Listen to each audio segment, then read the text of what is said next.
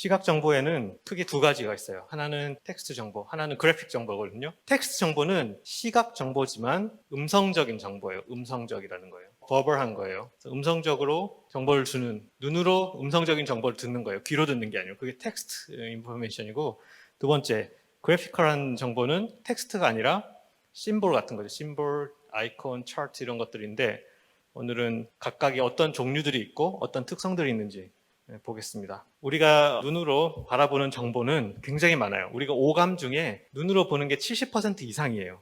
70% 이상의 매일같이 보는 그 정보가 눈으로 들어오고, 여기 보시는 것처럼 굉장히 정보의 종류가 다양해요. 귀로 듣는 소리는 사실은 그렇게 다양하지가 않죠. 뭐 음성적인 정보도 있고 음악 리듬 같은 게 있고, 그다음에 높낮이, 그래서 정보의 종류 자체가 귀로 듣는 정보에 비해서 굉장히 많아요. 눈으로 보는 정보의 종류는 텍스트 있죠, 글자, 그리고 심볼, 사이니지 같은 거, 또 계기판 같은 그런 정보들, 맵은 이미지화된 정보랑 섞여 있죠. 글자도 있고 이미지도 있고, 그리고 차트 같은 게 있는데, 우리가 정말 하루에 얼마나 많은 정보를 여러분들이 받고 사는지 한번 스스로 생각을 해보기 바래요. 아침에 깨가지고부터 시작해가지고 밤에 잘 때까지, 심지어는 밤에 자면서도 꿈이라는 게 눈으로 보는 건 아니지만 뭔가 어떤 시각화된 그런 게 메시지잖아요. 그렇게 뭔가 시각적인 정보들은 우리가 일상 살면서 굉장히 많은 영역을 차지합니다. 우리가. 그래서 뿐만 아니라 이 앞에는 좀 아날로그한 것들이었다면은 요즘엔 디지털화된 정보들이 굉장히 많죠. 내비게이션이라든지 컴퓨터 자체, 스마트폰, 그리고 뭐 게임 같은 것도 시각화된 정보이고요. 게임 안에도 굉장히 다양한 인터페이스 요소들이 있죠. 아이콘도 있고요. 현재 상태를 나타내기도 하고, 그리고 교통 관제 시스템이라든지 항공기가 발사되면 나사에서 관제탑에서 저런 정보들을 큰 대형 스크린에 해서 보죠. 다양한 정보들, 시각 정보들이 있어요. 먼저 텍스트 인포메이션, 텍스트 정보, 글자 정보에 대해서 먼저 말씀드리면은, 글자 정보의 텍스트 인포메이션, 글자 정보에 대한 여러 가지 특성들이 있는데, 제일 처음에는 페이스 타입이에요. 페이스 타입. 페이스 타입은 글꼴이죠. 이 글꼴들 중에 좀 예술적인 글꼴이 있는가 하면 눈으로 읽기 좋은 글꼴이 있어요.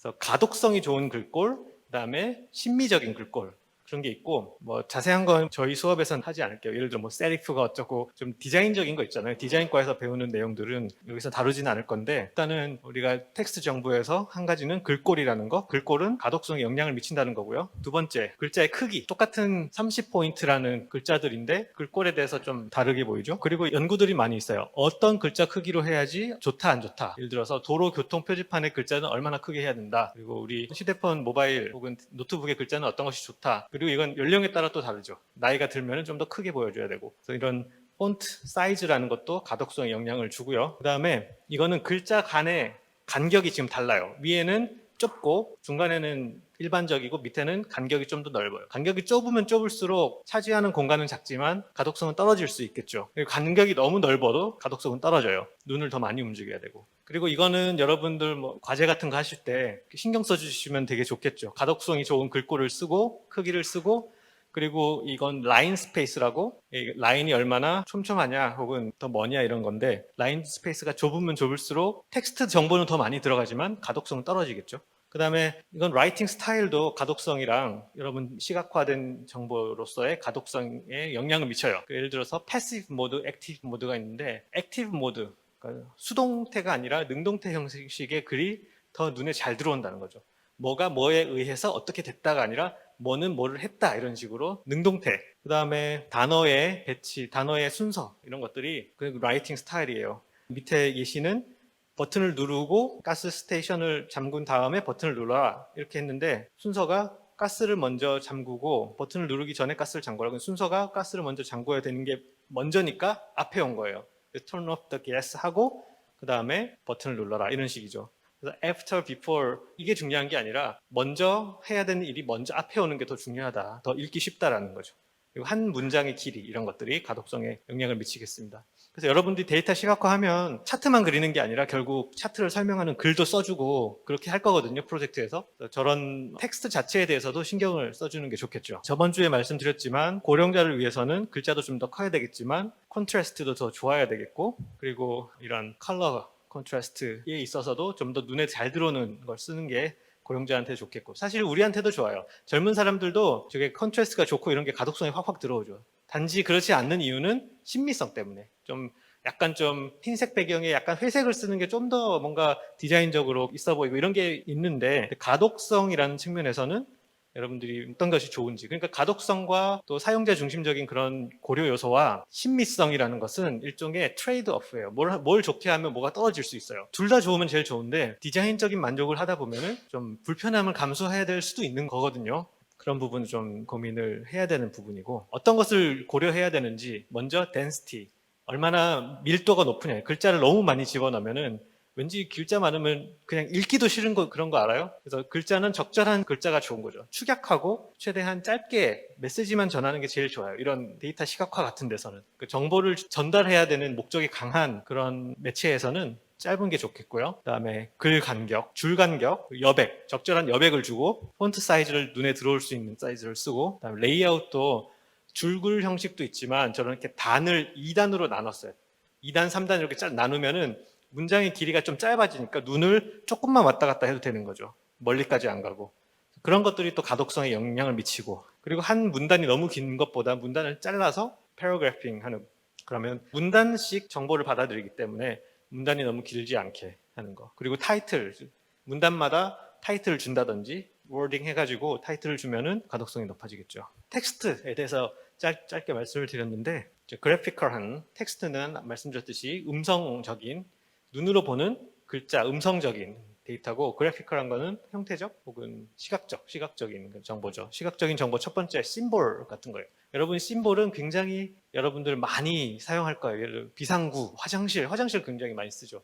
그 다음에 뭐 자동차 운전하다 보면 심볼 굉장히 많이 봐요. 여기는 자동차가 가도 된다, 오토바이가 가도 된다, 안 된다, 이런 것도 심볼로 되어 있고, 박물관에 가면 맨 밑에 있는 것처럼 촬영하면 안 된다, 휴대폰 쓰지 마라, 음식 안 된다, 애완동물 안 된다, 이런 것들이 다 심볼화되어 있죠. 심볼. 공항 같은 데 가도 심볼이 되어 있어요. 왜냐하면 이 심볼은 일종의 약속이거든요. 근데 우리끼리 하는 약속일 수도 있지만은 공항 같은 데는 전 세계 사람들이 오고 글자를 잘 모르는 사람도 있을 수 있어요. 그래서 보통 단어도 한글, 영어, 중국어, 일본어 이런 식으로, 우리나라는 4개 정도 쓰잖아요. 영어, 한국어, 중국어, 일본어 이렇게 쓰는데, 그런 것들도 좋지만 거기에 항상 보면은 심볼이 같이 있어요. 포크, 그다음에 칼 심볼이 있고, 그 옆에 레스토랑트, 뭐 이렇게 식당가, 그 밑에도 한글, 영어로, 중국어로 같이 써놨죠. 커피 마시는데, 뭐 물건 보관하는데 전화 있고, 여기로 가면 택시 탈 수 있고, 저기로 가면은 뭐 출국장, 입국장, 에스컬레이터는 어디 있고 엘리베이터는 어디 있고, 이거는 누구나, 전 세계에 있는 누구나 저 심볼을 보고 이해를 할 수가 있어요. 일종의 약속이라는 거죠. 그리고 도로 표지판 같은 경우도 국제적인 규격은 없어요. 나라마다 조금은 다른데 공통적인 비슷한 약속은 있거든요. 예를 들어서 빨간색 동그라미면은 금지랑 관련된 표시예요. 금지. 뭐 50km 넘으면 안 된다. 아니면은 거기에 이렇게 X를 치기도 하죠. 그리고 뭐 역삼각형이면 주의해야 된다. 이런 것들 표시하고, 해외도 좀 비슷해요. 색깔은 조금 다를 수 있고 한데 거기에 들어가는 용어들이, 여러분들이 한국에서 운전면허를 따더라도 미국이든지 뭐 다른 나라에 가서 도로를 운전할 때 큰 부담이 없어요. 가령 뭐 한두 가지 익숙하지 않은 심볼이 나올 수는 있지만은 대부분 비슷비슷하다는 거예요. 빨간색 테두리가 있는 세모, 동그라미, 그리고 뭐 파란색으로 된 거, 노란색으로 된 거, 이런 식으로 비슷비슷하죠. 노란색은 약간의 경고할 때 노란색 많이 써요. 노란색이 검정색, 눈에 확 띄죠. 노란색은 경고가 있고 주의하라 이런 거고, 삼각형 세모하면 이것도 이제 주의하라는 표시인데 조금 뉘앙스는 다를 수 있지만, 그다음에 빨간색 동그라미면은 제한하고 하면 안 된다, 금지, 이런 것 뜻하고, 보통 파란색 표시면은 허락이라는 의미고, 그런 식으로 우리가 운전을 하다 보면, 혹은 이렇게 심볼이라는 게 살다 보면은 학습이 되는 거예요. 우리 학습이 돼야지만 그것을 쓸 수가 있죠. 여러분 뭐 빨래 할 때 이런 거 잘 보는지 모르겠는데 기호가 항상 다 있겠고, 올림픽 하면은, 올림픽은 좀 다른 게 똑같은 심볼을 쓰지 않고 그때그때 그 나라에서 디자인을 해서 만들어요. 근데 그 뉘앙스가 비슷한 거죠. 스키 점프하는 것은 항상 스키 점프하는 느낌으로 그려주는 거예요. 조금은 다르지만, 이거 보면은 여긴 스키 점프하는 데다, 여기는 요트 경기장이다, 여긴 달리기 경기장이다, 수영 경기장이다, 이런 것들을 눈에 확실하게 볼 수 있죠. 왜냐하면 그 이미지 자체는 다르지만 심볼이라는 측면에서 비슷비슷한 그걸 쓰고 있으니까, 비슷비슷한 느낌을 계속 줄 수 있도록 하고 있으니까, 평창 올림픽 같은 경우는 이런 걸 썼고요. 베이징 올림픽 같은 경우도 좀 느낌은 다르지만 보면은 이건 이거구나라는 그 감을 잡을 수가 있죠. 위험하는 거, 이거 국제적인 심볼이에요. 저거는 삼각형의 노란색 바탕에 검정색 표시, 위험 표시 같은 것들. 심볼은 자연스럽게 연상이 될 수 있게 만들던지 처음부터, 혹은 우리 학습이 돼서 특정한 의미를 표현하고 있어요. 예를 들어서 학습이라는 게, 여러분 휴대폰 있죠? 여러분 이런 전화 잘 안 쓰잖아요. 여기 이렇게 달린 거. 집에도 거의 없죠, 요즘은. 그런데 전화기, 공중전화를 표시할 때는 그 수화기 모양 이렇게 생긴 거, 그거를 표시하죠. 여러분들은 그 세대는 아니잖아요. 그 전화를 많이 쓴 세대는 아니란 말이에요. 그럼에도 불구하고 그게 전화기라는 걸 알고 있는 거죠.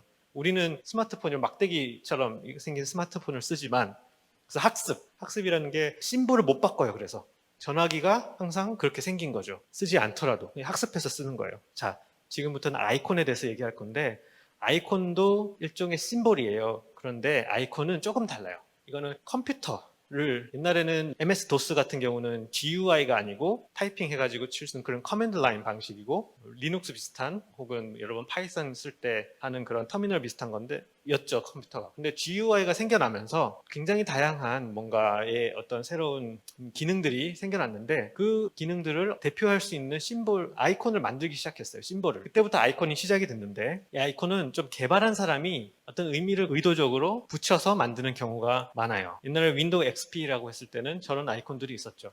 지금은 잘 쓰지 않는 그런 매체도 있죠. 예를 들어서 플로피 디스크나 CD 이런 거 잘 안 쓰잖아요, 요즘에. 그런 것들이 있었고, 그때 필요에 따라서 만들어낸 거죠. 윈도우스 10, 윈도우스 10의 플로피 디스크는 아마 사라졌죠. 요즘에 CD는 있네요. 그래서 여러 가지 아이콘들을 쓰고 있습니다. 맥 같은 경우, 애플 같은 경우는 저 아이콘을 계속 변천해 왔어요. 그래서 똑같은 심볼을 조금 다른 느낌으로 주기도 했지만, 아예 아이콘이 바뀐 경우도 있고, 그런 식으로 정체성을 나타낼 수 있도록, 혹은 필요에 따라서 아이콘이라는 것은 계속 바뀌어 나가고 있고, 그게 회사가 혹은 개인이 의미를 의도적으로 부여를 하는 거예요. 포토샵 같은 경우는 저런 아이콘들을 쓰고 있어요. 스포이드 기능, 선택하는 기능, 텍스트 입력할 수 있는 아이콘. 포토샵도 아이콘 자체는, 형상 자체는 계속 변화해 왔지만은 이게 뭘 나타낸다라는 저 어떤 느낌, 그거는 그때부터, 예전부터 처음에 만들었을 때부터 계속 유지를 하고 있고요. 일관성 측면에서 마이크로소프트 오피스 같은 경우는 메뉴에는 파워포인트, 그 다음에 워드, 그 다음에 엑셀인데 비슷비슷한 아이콘을 쓰고 있어요. 같은 시리즈라는 느낌을 주는 거죠. 만약에 이게 다르다, 아이콘을 완전 다르게 쓴다라고 하면은 사람들은 헷갈릴 거예요. 이쪽에선 같은 기능인데, 같은 기능을 이런 아이콘을 썼는데 저긴 같은 기능을 다른 아이콘을 쓴다 그러면 헷갈릴 텐데, 그래서 저런 회사를 가면은 이런 그래픽적인 것에 일관성만 체크하는 그런 팀이 있어요. 그래서 그쪽 팀에서 계속 일관성이 있느냐, 아이콘이라는 게. 그리고 과거에서 버전을 업그레이드하면서 아이콘을 새로 만든다고 했을 때 과거로부터 너무 동떨어지지 않게 연결되느냐, 느낌이. 그런 것들을 잘 챙깁니다. 그러지 않으면 사용자들이 혼란을 얻게 돼요. 분명히 아이콘으로서 어떤 기능을 기억하고 있었는데 아이콘이 바뀌어버리면 내가 찾는 게 없는 거죠. 화면에 업그레이드 됐는데 눌러야 되는 게 뭔지 모르는 상황이 벌어지면 혼란스럽겠죠. 그다음에 심볼보다 아이콘이 좀 심미적인 게 있죠. 같은 구름 혹은 날씨 이미지라도 좀 귀엽게 할 수 있고, 눈, 코, 입을 붙여가면서도 할 수 있고, 하지만 아주 심플하게 할 수도 있고, 그럼에도 불구하고 저게 뭔지는 다 알죠. 어떤 우리는 시리즈로 기억을 한다는 거예요. 지난주에 게슈탈트 법칙을 잠깐 말씀드렸는데 거기에서 나오는 거예요. 우리는 이게 시리즈로 묶어서 연상시켜서 기억하려는 성질이 있어요. 그래서 형태적으로는 달라도 구름 모양이 어떤 건지는 우리가 개념적으로 알고 있다는 거예요. 교통에 관한 것도, 자동차를 심볼로, 아이콘으로 만드는 방법은 수만 가지가 있겠죠. 사람에 따라서, 디자인하는 사람에 따라서 굉장히 다르게 할 수가 있겠죠. 색깔이든 형상이든. 웹 관련된 아이콘들이 생겨나고, 그런 식으로 새로운 매체가 생기면 새로운 아이콘들이 또 나와요. 처음에 윈도우스 XP, 윈도우스 3.1인가요? 나왔을 때 그거에 관련된 아이콘이 처음에 나왔고, XP로 가면서 새로운 기능이 생겼을 때 또 아이콘이 나오고, 웹이 생겼을 때 웹에 관련된 아이콘이 나오고, 모바일에 넘어갔을 때 모바일 관련된 아이콘이 나오고, 계속적으로 아이콘을 만들어내고 거기에 의미를 부여하고, 사람들이 반복해서 쓰다 보면은 이건 이런 느낌의 아이콘이구나. 그러면 그게 일종의 고정화되는 거예요. 심볼릭이 돼버리는 거예요. 집을 나타내는 것만 해도 굉장히 많겠죠. 혹은 홈스크린, 홈페이지에서 홈스크린으로 갈 때 나타낼 수 있는 그 홈 버튼 굉장히 다양하게 있고, 굉장히 이거는 심미적인 걸 강조하는. 그다음에 SNS, 요즘 SNS도 이렇게 아이콘화 하려고 노력해요. 자신의 SNS를 아이콘화해서 사람들이 저걸 봤을 때 저건 F가 뭐지?가 아니고 저건 페이스북이구나. 그다음에 핀터레스트도 보이고 링크드인도 보이고 구글 플러스는 문 닫았죠. 저도 모르는 것도 있어요. 여기 나무 모양이 뭔지는 잘 모르겠네요. 다양한 아이콘들, 아이콘화하고 있어요. 그래서 여러분도 만약에 여러분이 무슨 제품을 만든다, 앱을 만든다, 창업을 해서 앱을 만든다. 그럼 여러분 로고를 어떻게 하냐, 심볼을 어떻게 쓸 거냐, 아이콘을 어떻게 쓸 거냐, 이런 것도 굉장히 중요해요. 그게 여러분의 아이덴티티를 나타내고 나중에는 그 아이콘으로 여러분의 제품을 대변할 수도 있으니까. 페이스북이라고 쓰지 않고 F만 써도 페이스북인지 아는 것처럼. 그렇죠? 그래서 좋은 심볼, 좋은 아이콘은 뭐냐면 일단은 대표성이 있어야 돼요. representativeness 있어야 돼요. 대표성이 있고 이걸 하면은 뭘 할 수 있다라는 게 아이콘에 녹아들어 있어야 된다는, 아니면 이게 무슨 의미다라는 그런 대표성이 있어야 된다는 거, 의미성이 있어야 된다는 거, 그리고 학습하기 쉬워야 된다는 거. 딱 봤을 때 이거는 이거구나라고 알아야지 억지로 외우려고 외우는 건 아니라는 거예요. 그리고 일관성, 그러니까 같은 시리즈는 비슷하게 한다든지 일관성. 그리고 단순할수록 좋다라는 거는 디자인의 원리 중에 하나예요. 물론 일부러 복잡하게 하는 경우도 있어요. 여러분의 아이덴티티를, 어떤 회사의 아이덴티티를 나타내기 위해서 로고를 복잡하게 할 수도 있고 한데, 그럼에도 불구하고 심플한 게 더 기억하기 쉽다라는 겁니다. 그리고 심볼은 아니지만 아이콘에 있어서는 신미성도 굉장히 중요한 요소 중에 하나죠. 짧게 이모티콘에 대해서도 한번 짚고 넘어갈게요. 연장선 상에서. 그래서 심볼은 굉장히 약속적인 거고 누구나 보면 알 수 있는. 근데 아이콘은 그것보다는 좀 더 루즈하죠. 뭐 아무렇게나 만들어도 사실은 되는 건데, 이모티콘은 더 그런 규칙이 없어요. MSN 메신저라고 옛날에 있었는데 그때부터 이모티콘이 널리 쓰이기 시작을 했고, 그 다음에 뭐 네이트온 기억하는지 모르겠는데 네이트온이라는 이모티콘이 있었죠. 네이트온이라는 메신저가 있었고 거기서 다양한 이모티콘이 있죠. 카카오톡, 그다음에 카카오 프렌즈, 카카오톡 이런 것만 해도 저 느낌들 대충 봐왔던 거고, 저게 뭔지 우리는 일종의 약속이 있어요. 근데 여기까지는 이모티콘이 이거였어요. 카카오톡이 이걸 시작하면서 우리는 이모티콘의 개념이 확 하고 달라진 거예요. 캐릭터가 나오고 캐릭터가 춤을 추고, 근데 쟤들만 하는 게 아니죠. 요즘에 뭐 1,000원 이렇게 팔잖아요. 걔네들을 보면은 굉장히 너무 다양해요. 어떤 규칙도 없어요. 그냥 감성적으로만 자극시키는 그런 것도 있고, 어떤 메시지를 고의적으로 주려고 하는 것도 있고, 특정한 목적을 위해서 만들죠. 내가 안녕하세요라는 글자를 치기 싫은데 이렇게 인사하는 애니메이션이 있는 이모티콘을 누르기만 하면은 안녕하세요를 대신하는 거잖아요. 그런 식으로 어떤 특정한 의미를 주기 위해서 이모티콘들을 고의적으로 만들어내죠. 그래서 굉장히 다양해졌다는 거. 그리고 우리가 이모티콘이라는 게 시각적인 일종의 정보예요. 그 메시지가 들어있고 그 메시지를 통해서 우리는 커뮤니케이션 하죠. 어떤 경우는 계속 이모티콘만 가지고 커뮤니케이션도 할 수 있잖아요. 그죠? 말 하나도 안 쓰고도 할 수 있는 그런 특정한 시각적인 매체라고 할 수 있고, 좀 더 확대해서 이 수업이랑은 관련이 없지만은 그게 얼마나 중요하냐라는 측면에서 시각화된, 그래서 머릿속에 강하게 남을 수 있는 이미지는 그게 일종의 브랜드가 되는 거예요. 캐릭터 자체가 어떤 캐릭터 자체의 모양이라든지 형상적으로 그게 누군가한테 선호가 되느냐 안 되느냐 이걸 초월해서 저 캐릭터를 반복적으로 카카오톡 메신저를 통해서 보여주고 사람들이 그 이모티콘을 계속 사용하면서 친숙해진 거예요. 선호하고 말고를 떠나서 친숙해지고 쟤네들이 스토리를 가지게 되는 거죠. 개성을 가지고. 뭐 라이아는 어떤 개성을 가진 캐릭터, 그죠? 그런 식으로 개성을 부여하다 보니까 사람들이 좋아하고 저 제품을 찾게 되는 거죠. 그러면은 일종의 시장이 형성되는 거예요. 문구류를 만들고 이러면 팔리는 거고, 더 비싸죠. 캐릭터 상품 굉장히 비싸잖아요. 그만큼 우리가 처음에 시작할 때는 미약한 이모티콘 그런 걸로 시작을 했을지 모르겠지만 이게 발전이 되고 저렇게까지도 확장이 될 수 있다는 그런 여지가 있다는 거죠. 시각 정보, 시각화라는 게 굉장히 파워풀한 거예요. 그 안에 메시지를 담을 수 있고요. 의도적으로 좋은 메시지든지 나쁜 메시지든지, 그리고 스토리를 부여할 수 있죠. 캐릭터 같은 경우에. 그러면은 사람들이 그 스토리에 반응하고 공감하고 결국 그런 것들이 누군가한테는 돈을 지불하게까지 하는 거죠. 그래서 참 무서운, 시각화라는 게 참 무서운 거예요. 잘 쓰면은 굉장히 도움이 되지만 잘못 쓰면은 또 악용될 수도 있는 게 바로 디자인이고 시각이고 시각화고 그래픽이고 그렇죠. 자, 지금부터는 차트 같은 경우에는 여러분 차트를 그리려면 일단은 데이터가 있어야 되겠죠. 바 그래프든지 꺾은 선 그래프든지. 엑셀로 치면은 왼쪽에 보이시는 것처럼 엑셀은 수많은 종류의 숫자들이잖아요. 그 숫자들을 가지고 차트를 그려주죠. 자동으로 그려주는 기능들도 있는데, 그런 식으로 여러분 만약에 차트가 아니라 로우 데이터 자체를 보여주면 사람들이 이게 한눈에 뭐가 뭔지 안 들어오잖아요. 그렇기 때문에 그래피컬하게 바꿔주는 거라고 보시면 돼요. 데이터를 프레젠테이션 하는 방법이죠. 일종의. 그래서 예를 들어 기온이 올라갔다 내려갔다 하는 게 숫자로 몇 시 몇 분에는 기온이 어땠고 그게 1시간 후에는 어땠고 이런 식으로 숫자로만 보여주면 눈으로 잘 안 들어오는데, 차트를 그려주면은 올라갔다 내려왔다 하는 게 딱 보이니까 그런 측면에서 차트가 굉장히 시각화 도구로서 굉장히 좋죠. 차트의 종류들을 여러 가지 있는데 막대 그래프는 이런 식으로 막대의 길이가 데이터의 어떤 양적인 걸 말을 하죠. 그래서 이런 그래프를 보시면은 위에 하나는 남자고 하나는 여자예요. 파란색은 남성, 붉은색은 여성인데 어떤 거 보시면 2007년 데이터는 여성이 많고 2010년 데이터는 남성이 많은 게 한눈에 들어오잖아요. 그리고 이런 것도 알 수 있어요. 전반적으로 많아진다. 남성 플러스 여성의 합이 2007년에 비해서 훨씬 많다는 거죠. 스마트폰 사용률이 더 높아지니까. 이 밑에는 올림픽 메달 순대, 금, 은, 동. 이거는 좀 안 좋은 예시 중에 하나이에요. 뭐냐면 금, 은, 동이라는 느낌과 그 이미지와 저 색깔이 매치가 안 돼요. 실제로 금, 은, 동의 색깔을 대표할 수 있는 색깔을 써서 그래프를 그렸으면 더 확실했을 거예요. 예를 들어 금색은 노란색, 은색은 회색, 그렇죠. 그 다음에 동색은 갈색 이렇게 하면 좀 더 좋았을 텐데 미국, 러시아 이렇게 쭉 있는데 많은 게 더 길겠죠. 양을 나타내니까. 그거를 테이블로 그리면 한눈에 안 들어오잖아요. 비교가 좀 어려워요. 그 차트를 그려놓으면은 한눈에 어느 나라가 메달 수가 많구나. 그리고 금메달, 은메달, 동메달이 각각 어느 정도의 포션을 차지하는구나. 이런 것도 볼 수가 있겠죠. 3차원 그래프를 그리는 건 좀 주의해 주셔야 돼요. 3차원 그래프가 좋아 보이긴 한데 눈에 잘 안 들어오고 좀 단점도 있어요. 가리고 이러면은. 그런데 저게 좋은 경우도 있으니까 그때그때 판단을 해야 되겠고요.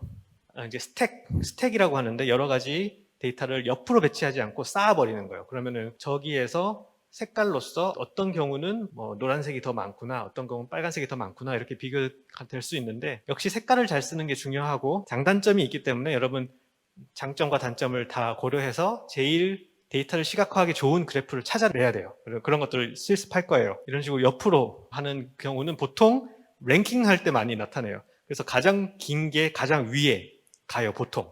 그래서 위에서부터 아래로 내려가서 저게 좁아지죠. 근데 이게 들쭉날쭉하면은 눈에 보기 힘들 거예요. 여기 예시가 있네요. 이렇게 하면은 눈에 잘 안 들어온다는 거예요. 들쭉날쭉하면. 근데 여기서는 이렇게 할 수밖에 없었던 게 랭킹으로 정렬을 했네요. 이걸 샐러리로 정렬을 하면은 이게 위에서부터 아래로 내려올 때까지 긴 거는 위에, 짧은 건 아래야 되겠죠? 그러면 랭킹이 틀어지니까 어떤 특정한 목적을 가지고 이렇게 하기도 하고요. 이거는 그렇게 좋은 예시는 아니에요. 이 밑에 있는 글자들이 눈에 잘 안 들어와요. 이렇게 글자 자체가 작고 그리고 아까 설명드렸던 것처럼 덴시티가 높아요. 덴시티. 너무 밀도가 높다는 거죠. 빽빽하게. 이런 것들은 차라리 이렇게 가로형 그래프를 그려주면 훨씬 좋아요. 글자도 읽기 쉽고 그다음에 얘네들 정렬할 수 있겠죠. 정렬해가지고 뭐가 제일 많다, 뭐가 제일 낮다 이렇게 할 수 있죠. 그래서 똑같은 데이터인데 그래피컬하게 가로냐 세로냐만 가지고도 사용성이 확확 달라져요. 그렇기 때문에 여러분들이 어떤 그래프를 어떻게 만들지 이렇게 거기에 대한 연습과 노하우가 필요하겠죠. 이 밑에 보시는 그래프는 오차막대라는 걸 그렸어요. 그게 또 중요한 데이터가 있어요. 평균과 함께 오차막대가 있으면은 그냥 이 평균의 의미를 좀 더 정확하게 전달할 수 있어요. 그 통계를 아는 사람들은 더 중요한데 이게 몰라도 되는 경우는 굳이 넣을 필요는 없어요. 왜냐면 논문 같은 데는 항상 저 막대를 집어넣죠. 그게 학문적 의미를 더 주니까. 그리고 이런 것도 많이 쓰죠. 왼쪽 오른쪽 해가지고 가운데가 0이고 뭐 남성 여성 이런 거 할 때 많이 쓰죠. 그 인구 분포도 이런 게 있으면 맨 밑에는 어린이, 맨 위에는 고령층 해서 점점 이게 뭐 종 모양이냐 피라미드 모양이냐 이런 것들 할 때 저렇게 많이 쓰죠. 그러면 하나의 같은 카테고리 같은 뭐 나이라고 한다면은 남성이 좀 많나 여성이 많나 이런 식으로 좌우 대칭적으로 비교해 볼 수가 있겠고요. 이거는 5점 척도로 분석을 했어요. 그래서 빨간색은 매우 나쁨, 주황색은 뭐 나쁨, 회색은 보통, 하늘색은 좋음, 그 다음에 매우 좋음. 이걸 가지고 맨 위에는 매우 좋음이 많은 전반적으로 점수가 높은 결과물이 위로 가고 점수가 낮은 항목이 밑으로 가죠. 그래서 매우 좋음, 좋음 이런 것들을 여러분이 어떤 식으로 표현을 해봤는지 모르겠지만 이런 종류의 그래프도 있다라는 거. 또 바 차트랑 비슷한데 스톡 차트는 조금 달라요. 그죠? 주식 관련해서 굉장히 다양한 차트들이 또 있고 이거는 꺾은 선 그래프, 라인 그래프죠. 이거는 트렌드를 볼 때 좋아요. 바 그래프와 좀 다른 그 의도가 있어요. 변화하는 변화의 정도를 보는 거예요. 점점점 높아졌다 낮아진다. 그런 거. 그리고 계속 올라간다. 이런 것들을 볼 수 있고 여러 가지 선을 겹쳐가지고 서로 다른 카테고리에서 트렌드가 어떻게 서로 차이 나는지 이런 거 되게 많죠, 그죠? 이 예시는 뭐가 뭔지 몰라요. 하늘색이 뭘 의미하는지 전혀 몰라요. 이렇게 정보가 누락되면은 안 돼요. 시각화할 때. 이 정보가 뭐냐. 그리고 가로축이 뭘 의미하고 세로축이 뭘 의미하냐. 이런 정보들 빠뜨리지 않고 집어넣어줘야 되는데 실습을 통해서 할 겁니다. 이런 거 판매량이 증가하냐 감소하냐 이런 거 볼 수 있죠. 아이폰과 안드로이드 검색 결과죠. 얼마나 많이 검색하나. 그래서 여러분 trendsgoogle.com 들어가서 여러분의 키워드를 직접 넣어서 두 가지, 세 가지 키워드의 그 검색량을 비교할 수가 있어요. 아이폰과 안드로이드라고 했을 때 저기 이게 피크 보여요? 피크 보시면 저게 뭘까요? 트렌드를 통해서 우리가 해석을 하는 것도 중요한데 스티브 잡스가 나와서 그 호주머니에서 딱 꺼내면서 설명해주는 그 이벤트가 있는데 매월 가을 9월 10월 이때 열리는 그 정규적인 이벤트에서 그때 검색량이 팍 증가하는 거예요. 그런 트렌드를 우리가 볼 수 있다는 거죠. 여기 trendsgoogle.com 여기 들어가서 나중에 다이어트 이런 거 검색해 보세요. 언제 피크가 팍팍 칠 때가 있어요. 언제일까? 실제로 여러분 되게 재밌는 결과를 볼 수 있어요. 피크가 팍팍 치는데 1월마다 팍 올라가요. 새해 그 계획이죠. 난 다이어트 이번에 해야지 이런 식으로. 그리고 확 떨어졌다가 여름 되면 여러분 얘기처럼 조금 올라갔다가 그런 트렌드가 있어요. 그 다음에 여러 가지 차트를 겹쳐볼 수도 있겠죠. 강수량과 평균 기온. 그럼 두 가지 정보를 보려면은 세로축이 두 개예요. 강수량제의 축과 온도축 이렇게 두 개 있죠. 그래서 두 가지 이상은 나타내기 힘들어요. 축이 두 개밖에 없으니까. 그다음에 파이 차트 있죠. 이거는 portion 그러니까 퍼센트 뭐가 더 퍼센트가 크냐 작냐 하는 걸 주로 보여주는 차트죠. 이것도 이제 규칙은 아닌데 좀 더 사용자 중심적인 차트는 뭐냐면 그 파이의 크기에 따라서 배열을 해주면 좋아요. 파이가 큰 걸 먼저 주고 점점 작아지는. 그러지 않으면은 우리가 눈으로 왔다 갔다 하면서 뭐가 더 크냐 작냐를 따져봐야 되는데 큰 것부터 작은 순으로 파이 차트를 그려주면 그냥 순서대로 따라가기만 하면 이게 더 크고 이게 더 좀 더 작고 이렇게 비교를 해볼 수가 있죠. 7억의 인구가 있는데 70억이죠. 일을 하지 않는 젊은 사람은 19억 이런 식으로 볼 수가 있고 여기에 퍼센트를 같이 적어줄 수가 있겠죠. 몇 퍼센트냐. 70억이라는 것도 중요하고 정보가 19억이라는 저 숫자도 중요하지만 제가 70억 대비 몇 퍼센트냐라는 건 또 별도의 문제예요. 사람이 퍼센트라는 게 주는 특정한 정보가 있어요. 그래서 10개 중에 5개 하면은 감이 별로 없을 수 있는데 50%다 그러면은 이게 느낌이 좀 다르잖아요. 50%구나 이런 식으로 알 수가 있죠. 좀 다른 측면의 데이터가 추가가 되는 거죠. 얘는 파이 차트인데 그거를 한 번 더 쪼개는 거예요. 그래서 밑에 있는 게 50이라는 건데 그 밑에 두 개를 쪼개서 30, 20이 있고 30을 쪼개서 10이랑 18 이렇게 쪼갰습니다. 저런 식으로 하는 경우가 많이 있어요. 나중에 다른 예시를 보여드릴게요. 특정한 파일을 확대해가지고 그 속에 있는 것들을 보여줄 수도 있겠고 그리고 파이 차트를 여러 개 나열해 놓으면 어떻게 변해가는지도 볼 수 있겠죠. 근데 잘 생각해야 돼요. 이걸 변해가는 트렌드를 보여주려면은 파이 차트도 좋지만 라인 차트, 꺾은 선 그래프가 트렌드를 보여주는 데는 더 좋아요. 그래서 목적이 퍼센트를 비교하는 목적이면 파이 차트가 더 맞을 수가 있고 트렌드를 보여주는 목적이면 꺾은 선 그래프가 맞을 수가 있고 또 다른 목적 절대적인 양이 중요하다고 하면 바그래프가 맞을 수 있는 거예요. 그래서 같은 데이터라도 그 목적에 따라서 그래프의 종류가 달라집니다. 여기에 그 예시죠. 똑같은 중국, 인도 이런 나라마다의 인구 숫자, 중국이 많고 그때 바 차트로 그려졌으면은 바그래프는 그 절대적인 숫자가 크냐 작냐 이게 좀 중요하고 파이 차트는 비중이 얼마냐라는 거예요. 근데 파이 차트는 너무 많은 걸 넣을 수 없다라는 단점이 있어요. 그러면은 굉장히 좁은 것들이 여러 개 있고 이러면 보기 좀 힘들죠. 그러면 묶어줘요. 기타 등등 이런 식으로 묶어주기도 하죠. 다음은 맵 차트예요. 맵 차트. 맵은 우리가 공간적인 개념을 가지고 있는 그런 차트죠. 같은 인구 밀도 같은 거라고 해도 이런 식으로 바그래프로 보여주는 방법이 있지만 이렇게 맵 차트로 보여주면은 여기서 주는 느낌은 또 달라요. 근데 이거는 그게 있어요. 그 공간에 대한 이해가 있을 때 더 효율적이에요. 효과적이에요. 예를 들어 여러분 잘 모르는 나라, 예를 들어서 핀란드의 지형 잘 알아요? 좀 생소하죠. 나라 이름은 알지만 지형은 잘 모르잖아요.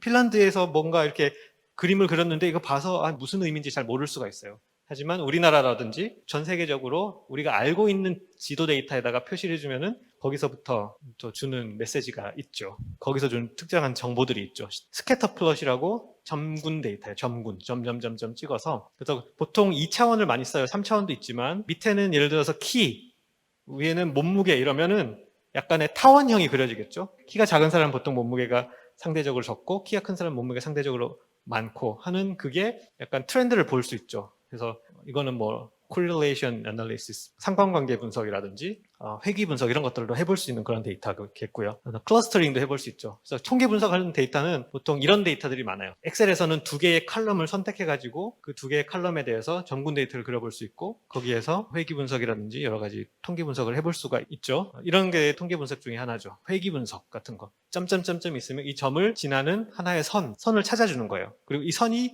얼마나 저 점점점점이라는 그 데이터를 대변할 수 있는지, 대표할 수 있는지가 바로 뭐 R-스퀘어라든지 그런 통계 정보들이 바로 그걸 얘기를 합니다.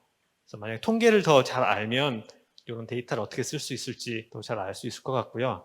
이거는 위에는 파란색은 2007년, 노란색은 1952년인데 GDP 정보네요. 그래서 GDP가 올라간 거 이런 것들을 볼 수가 있겠죠. 이 점의 색깔을 가지고 비교해 볼 수가 있고 이런 식으로 이건 뭐 좋은 예시는 아니에요.